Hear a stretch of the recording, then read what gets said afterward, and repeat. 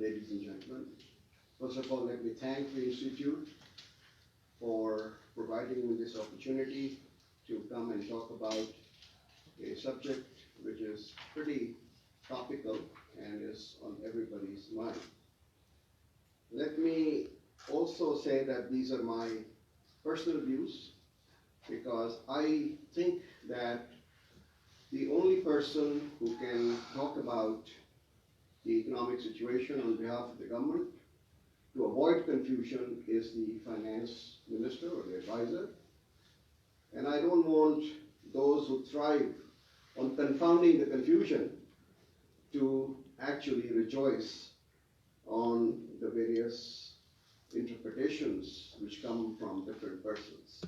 Too many cooks spoil the broth. Let me place the current economic situation in historical context. For the first 4 decades, Pakistan was among the fastest growing economies in the developing world. This achievement was remarkable because Pakistan had inherited an economy without an industrial base, had to rehabilitate and absorb 8 million refugees, almost 1/4 of the total population, had to fight a war with a much bigger and stronger neighbor in 1965, lost the eastern wing and suffered a trauma in 1971. In the 1970s, all major industries, banks, educational institutions were nationalized. In 1980, the country participated in an Afghan war against the Soviet Union, which created some harsh social and geopolitical consequences. Despite that, our growth rate was 6 to 6.5% annually for 40 years. India in the same period was growing at 3% per annum, almost half of Pakistan's growth. Our per capita income was much higher than that of India, and the incidence for poverty was much lower than in India. Since 1990, the tables have turned.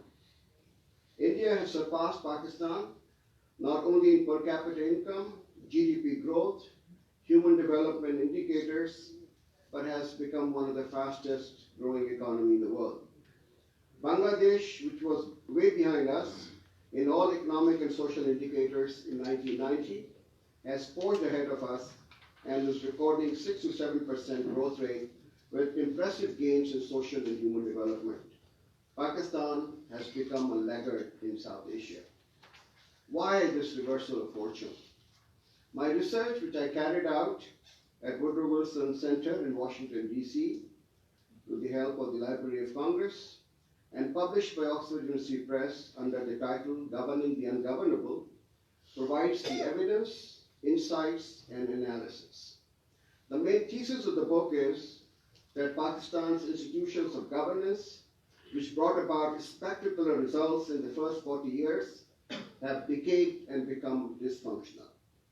Patronage-based politics has weakened the civil services, which form the backbone of these institutions. I would only give a few examples and leave it to your judgment where these institutions stand today. PIDC, along with PICIC and IDBP, brought about an industrial revolution from almost a scratch that led to Pakistan's manufactured exports exceeding that of Malaysia, Indonesia, and the Philippines. Agriculture Development Corporation pioneered the Green Revolution in the 1960s, and a country which could not feed 30 million of its population is now self-sufficient, meeting the requirements of 210 million people, but also has exportable surplus.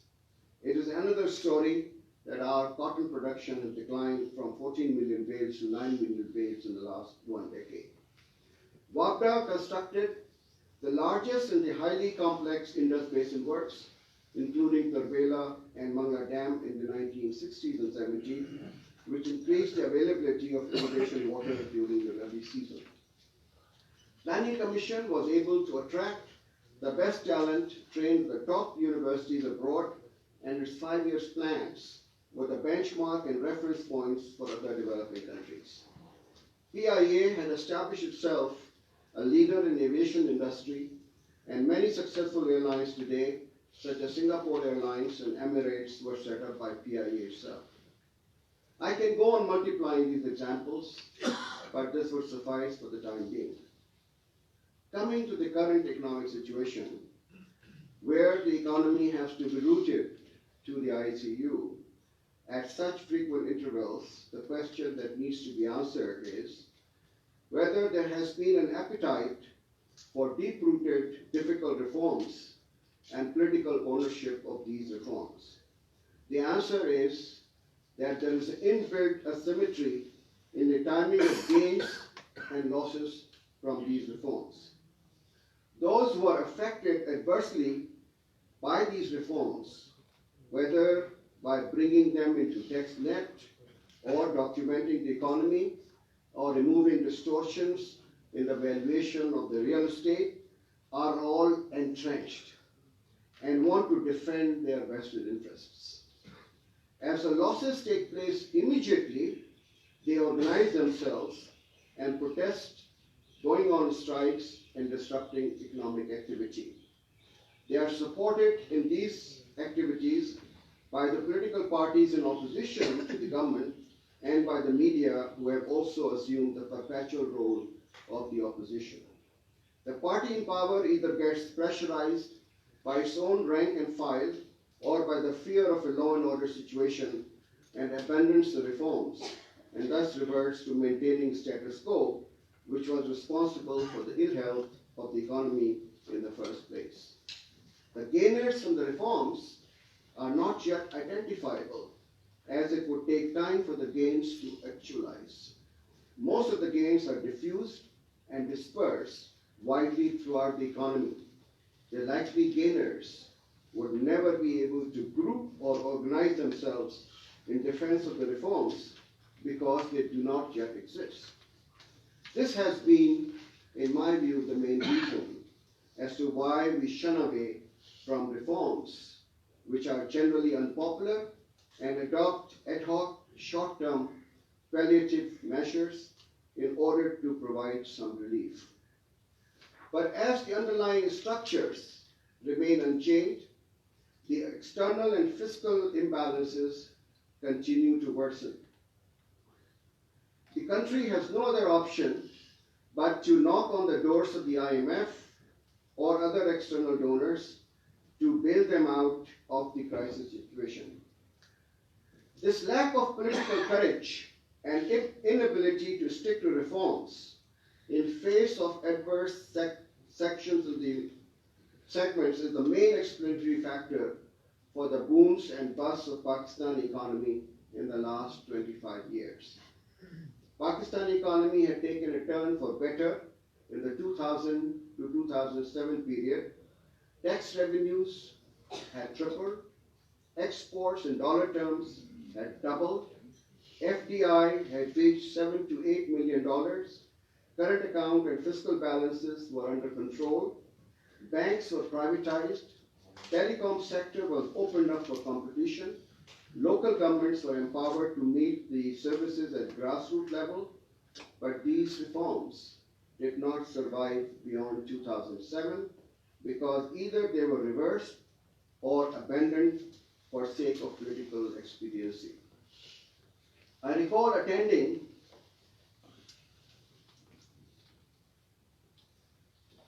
a high-powered meeting, at that time I was not in the government, in February 2008, when all the proposals to increase the prices of petroleum products, food, fertilizers, utilities, in light of international price hike, were turned down by the interim government. It was argued that the party in power would lose the elections and let the new government take these tough and unpleasant decisions. Consequently, the indecision at that time breached all the barriers and flooded the economic landscape, costing huge subsidies that led to large fiscal imbalances and depletion of foreign exchange reserves. The new government had to approach the IMF, devalue the currency, and take other harsh measures. The other question I'm frequently asked is, until September 2016, the Pakistani economy was doing well. But why in the next 18 to 24 months did it suffer such serious setbacks in form of unmanageable current account and fiscal imbalances? In my view, discontinuity in economic management and consequential uncertainty created thereby was the main reason for such sharp downfall. After the resignation of the Prime Minister Nawaz Sharif and the cases filed against Finance Minister, there was nobody minding the store till Mr. Miftah Ismail was appointed just before the formation of the caretaker government. The caretaker government adopted a hands-off approach because they interpreted their mandate of non-interference too literally. Then came the elections and formation of new government, which took some time to assess the situation and make up the mind for the future course of action. Ladies and gentlemen, the lesson I draw from this episode is that it is in our larger national interest, economic interest, that we do away with the formation of the caretaker governments, as a cost of disruption to the economy far outweigh any benefits.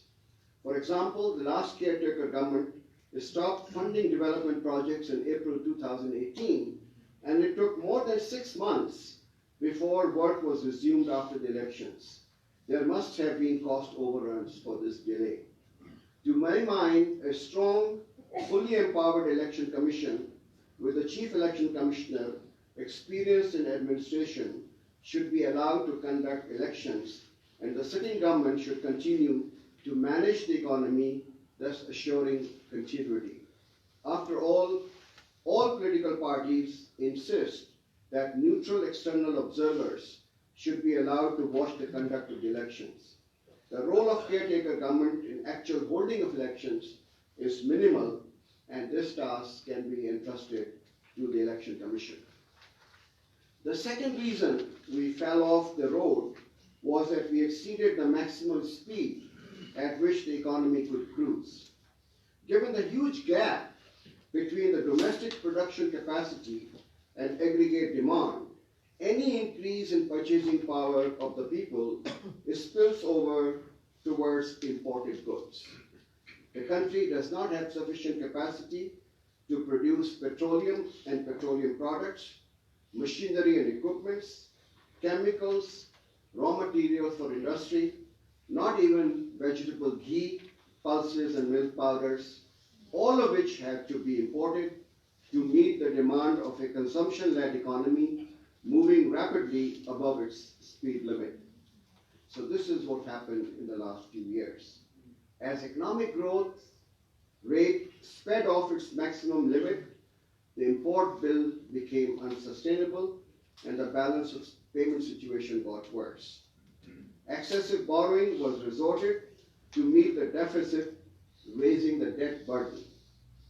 Tax net was so restricted, the government did not secure any gains from higher economic growth. Undocumented sectors, such as real estate and flight of capital abroad, were the conduit used by the beneficiaries of this growth.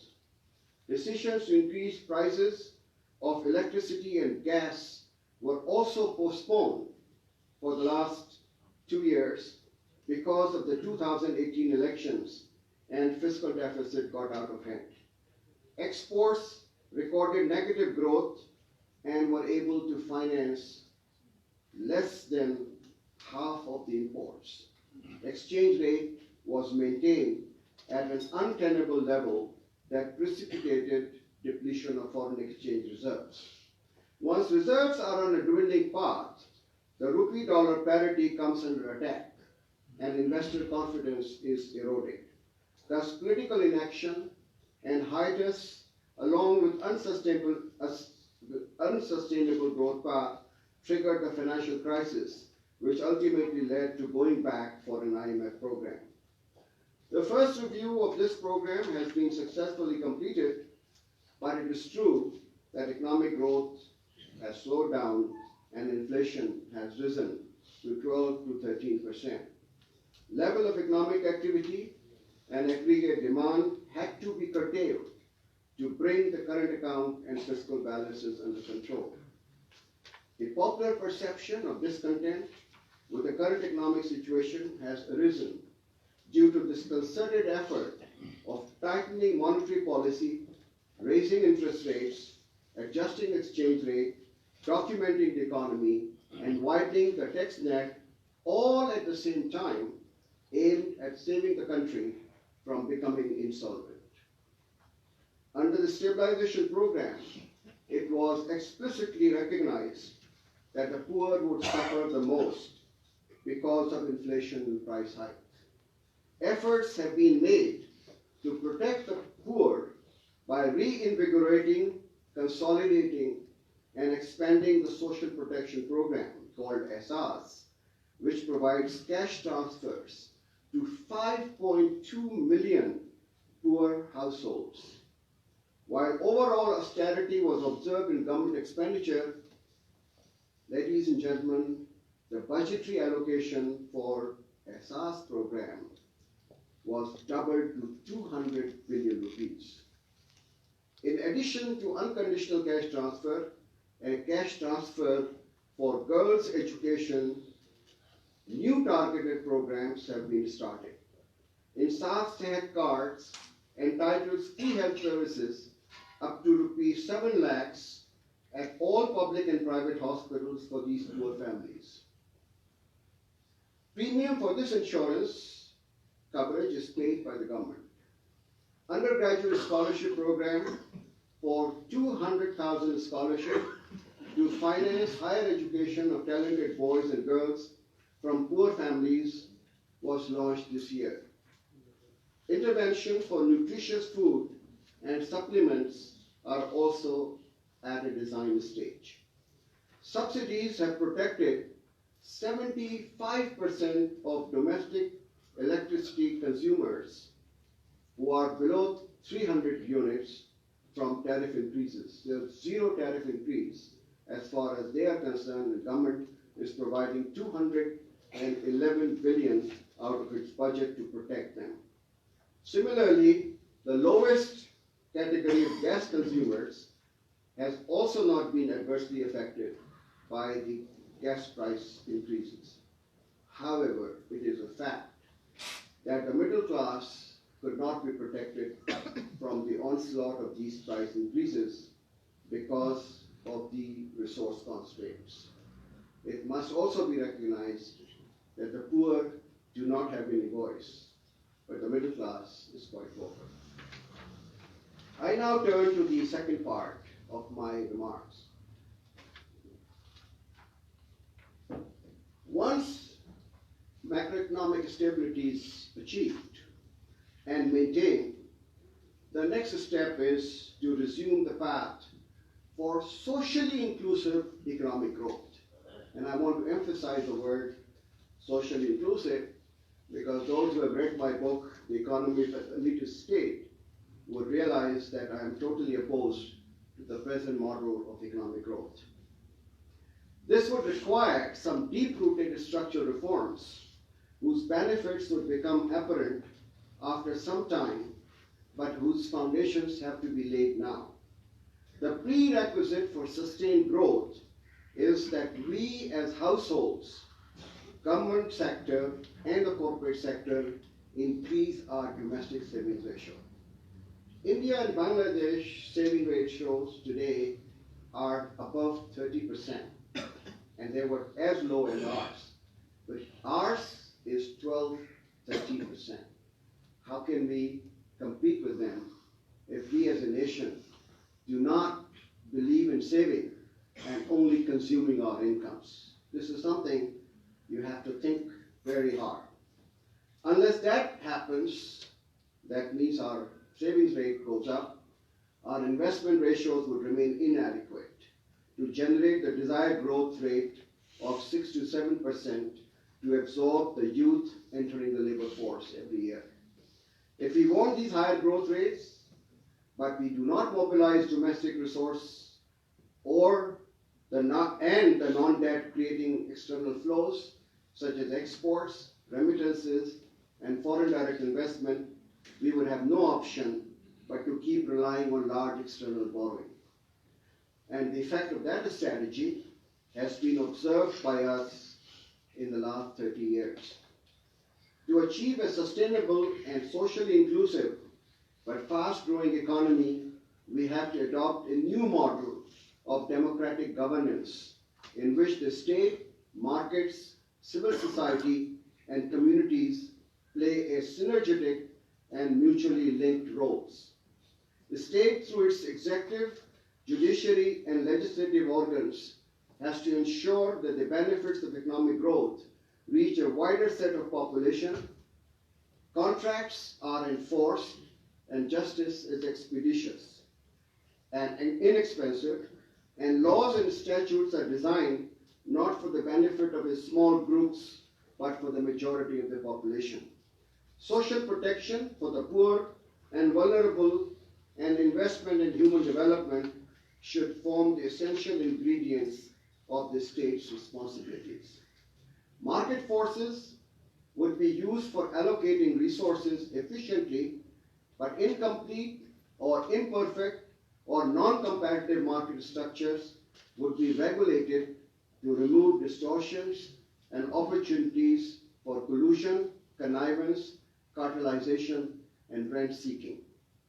Legislators would simplify, streamline, and strengthen the laws and the statutes to ensure that these are not misused by a particular segment of the population for their personal or parochial interests. Judiciary has to ensure that the sanctity of contracts is observed, contracts are enforced, access to justice to the poor is enabled through expeditious alternate dispute resolution mechanisms. Civil society and communities have to play a proactive role as watchdogs on the state and markets, and also participate in the delivery of basic services such as education, health, sanitation, etc. Let me elaborate by focusing on some specific structural reforms that have either been initiated or are needed to bring the country back to reach its potential. A. The 18th Amendment to the Constitution and the 7th National Finance Commission have very rightly devolved administrative, legal, and financial powers and authority from the federal to the provincial governments. However, this devolution has remained incomplete so far. The provinces had not transferred powers and resources further down to the local governments, where most of the interaction between the ordinary citizen and the government takes place. The new local government laws, which have been approved by the provincial assemblies of KP and Punjab, are designed to substantially devolve these powers to the grassroots level, empowering the communities to make decisions about their development and welfare of their citizens.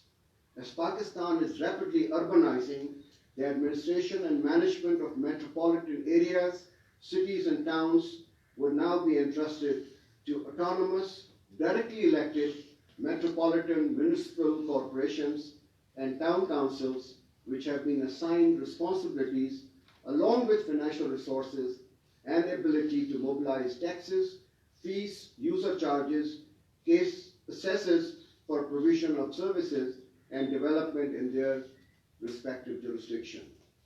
B. The administrative machinery of the civil services as a whole has almost reached at the verge of a breakdown. Therefore, reforms in the police, civil services, organizational structure of the federal and provincial government, and public utilities are being undertaken to reset the direction. The capacity of civil servants to remain neutral and objective, which used to be their hallmark, has to be rebuilt and their morale and motivation revitalized so they are able to contribute once again and regain their lost space in the governance structure and the processes. Equality of opportunity, transparent and merit-based selection, promotion, and career progression, performance measured on the basis of key performance indicators, continuous learning and training, as well as compensation based on performance and weeding out of those who are falling behind the curve are necessary but difficult reforms that could eventually upgrade the quality of civil services all tiers of the government. C. Management and regulatory practices in the government need to be modernized and overhauled. Over-centralization and concentration of power, overly long hierarchical chains, multiple consultations for the sake of form and procedure rather than substance, turf building and turf protection, and the tendency to pass the buck have created a big gap between promises and performance. Public Financial Management Law, which has just been approved by the Parliament, has made a beginning by delegating financial powers from the Ministry of Finance to line ministries. The rules of business have to be rewritten to assign clear responsibilities to ministries, giving them the requisite authority to fulfill their obligations and holding them accountable for results. Interministerial coordination and conflict resolution is now beginning to take place at the level of the Secretaries' Committees. Regulatory guillotine is being applied to outdated laws, rules, regulations, and processes. E-government tools are under implementation, and this would help ensure transparency and expeditious pursuit of business and coordination efforts. D. Poor educational standards, low literacy levels, large numbers of out-of-school children, rote learning and memorization, outdated and irrelevant curriculum offerings have made our educational system non-responsive to the economic and social needs of the country. Limited access to schooling, particularly post-primary, in the backward districts, while the well-to-do families send their children to the best private schools, have widened inequalities. The government under ISSI's scholarship program has taken the initiative to facilitate talented students from poor families to get undergraduate education at public sector universities and colleges throughout the country. There is a huge demand, both within the country and outside, for technical manpower. But we are producing only school and college graduates who are not employable. A major program to promote technical and vocational training, make higher education more relevant, reorient scientific research towards national problems has been initiated. The startups and entrepreneurship programs have been set up in 5 major cities. Human capital is the basic factor that would determine whether a country is able to participate in knowledge economy and technological revolution of the 21st century. The STEM education, right from the primary schools all the way to the universities, has to be promoted for inculcating inquisitiveness, creativity, and innovational thinking. E. In the financial sector, access to capital remains restricted to a very small minority, while the majority of the farmers, firms, self-employed, employees, and households who make large contribution to the country's income are unable to obtain financing from formal institutions as they do not have the collateral and security to offer.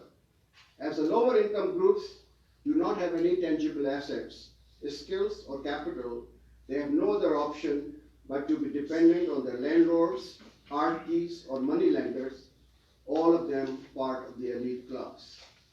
Microfinance has opened up the vista for the poor, and the coverage has reached almost 1/4 of the eligible borrowers. National Financial Inclusion Strategy through digital financial services is an attempt to broaden the base and provide access to the underserved sectors. Data analytics would be used to predict the behavior of potential borrowers and construct credit scoring models that would enable financial institutions to make credit decisions at low acquisition cost and also mitigate the risk of default. Algorithms are now available to guide the credit decisions, and the banks in Pakistan should adopt this methodology to expand their outreach to underserved sectors and underprivileged individuals and firms. Capital debt markets should be developed so that large creditworthy companies can meet their demand for expansion and new investment not through banks but through the capital markets. F. Government enterprises are incurring huge losses as they have been captured by their workers, managers, political and bureaucratic supervisors. Whenever any government wishes to take some tough measures, it is immediately confronted by strikes, shutdowns, and suspension of transport, causing immense hardships to the daily life of common citizens. The government backs down and the status quo ante is restored. By restructuring or privatizing these enterprises, not only losses would be curbed, but also it will have the improve the fiscal situation and by increasing spending on human capital formation. There will be improved efficiency gain which would contribute towards higher growth. It is not realized that the privatization of nationalized commercial banks and Pakistan Telecom has resulted in huge gains for the budget in form of corporate profits and dividends. The residual value of government equity showed a remarkable upswing in a state of continuous injection for recapitalization of banks. Pakistani banks today enjoy high capital adequacy ratios and low non-performing loans. Telecom liberalization has significantly reduced user charges and provided mobile phone services to 170 million people and access to internet to 70 million people by auctioning spectrum for 3G and 4G. The government has embarked upon a program whereby these enterprises would either be restructured, sold to strategic investors, merged or liquidated as the case may be. G. The present efforts to widen the tax base and document the economy are facing stiff resistance. In the past, these efforts could not bear fruits because of protests, strikes, and political pressures. The present government is committed to enforce a whole set of taxation reforms, restructuring the Federal Board of Revenue and provincial revenue collecting authorities, simplification of tax codes, increased use of electronic databases talking to each other, minimal contact between taxpayers and tax collectors, risk-based audit, bringing new taxpayers in the tax base, gradually reducing withholding taxes, and more transparent valuation methods for assessing import duties and sales tax, reduction of import tariffs, mobilization of urban property tax and agricultural income tax are some of the measures that would correct some of the distortions, minimize leakages and corruption, and maximize revenue collection. These measures would help the country in lowering the public debt ratio, which is 85%, to 70% by fiscal year 2024, and then on a downward slope. H. There are some red tick sectors such as real estate, construction, railways, ports, airports, highways, which the government enjoys disproportionate powers. These are given through prices, contracts, concession agreements. These sectors have to be made more transparent and exposed to competition. For example, in power sector, the new renewable energy policy has introduced open competitive bidding for tariff determination instead of upfront cost plus, guaranteed rates of returns, and capacity payments. These policies of the past, prevalent since 1994, have made our exports non-competitive and prohibitive for our households. Circular debt amounting to 1.6 trillion rupees, in addition to trillions of rupees paid out in the budget as subsidies, is a direct outcome of these flawed policies. Government has brought down the flows of circular debt from 38 billion rupees every month to 10 to 12 billion and has a plan to bring it to zero. Multiple buyers and multiple sellers, with the transmission company only recovering wheeling charges, would enter into contracts without any interference by the government. Guaranteed rates of return on equity would be dispensed with. Gas companies would be split into generation, transmission, distribution companies, and market competition would be introduced. The present model of price setting relies upon a cost-plus methodology with a guaranteed rate of return, allowing uncounted for gas. Pakistan's exports have performed dismally compared to its neighbors.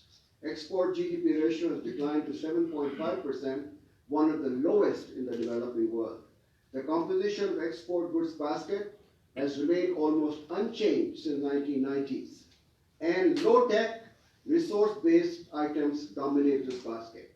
In addition to product concentration, the destination is limited to a few select markets such as EU and the US, while penetration in other dynamic markets is negligible. The government is according highest priority to export expansion by promoting competitiveness in mid-tech and sunrise industrial products and services. Artificial crutches to support the sunset industries would be gradually taken away as market-determined exchange rate, realistic interest rate, and low tariffs on raw materials and components would guide allocation of resources. Incentives that would be performance-based and time-bound ought to be given for new exportable products and for new export markets. Logistic costs to reach ports, including border ports, should be comparable to those prevailing in other competitor countries. The government would support research and development and commercialization of new products, and through the newly formed Export-Import Bank, facilitate exporters to penetrate new markets. Joint ventures with foreign companies that link Pakistani exports to global supply chain, bring in technology and marketing along with FDI should also be given incentives for a limited period of time. Although the government should not choose the winners, but indicate the priority sectors in which the private businesses should invest under a policy consistent, predictable, and enabling environment. The criteria that would guide the selection of priority sectors would be exports, maximum employment generation, and transfer of technology. Using these criteria, the sectors and subsectors that have been chosen are productivity enhancement in cotton, wheat, and oilseeds, efficient utilization of irrigation water through lining of water courses, modernization of agriculture marketing, small and medium enterprises, low-cost housing, tourism, and information technology. 9 special economic zones would be established under CPAC, attracting Chinese and other foreign investors to locate their industry. The Commission on Science and Technology and Commission on Informal Information Technology should bring in all S&T organizations under one umbrella and encourage collaboration and integration in the value chain, including multidisciplinary research. Finally, I touch upon briefly on judicial reforms. The dispensation of justice in Pakistan has become time-consuming, expensive, convoluted, and unnecessarily layered. State revenues and bank loans amounting to hundreds of billions of rupees are held up due to litigation.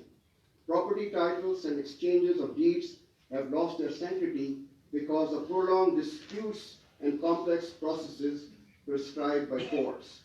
Markets are based on sanctity of private property and contracts.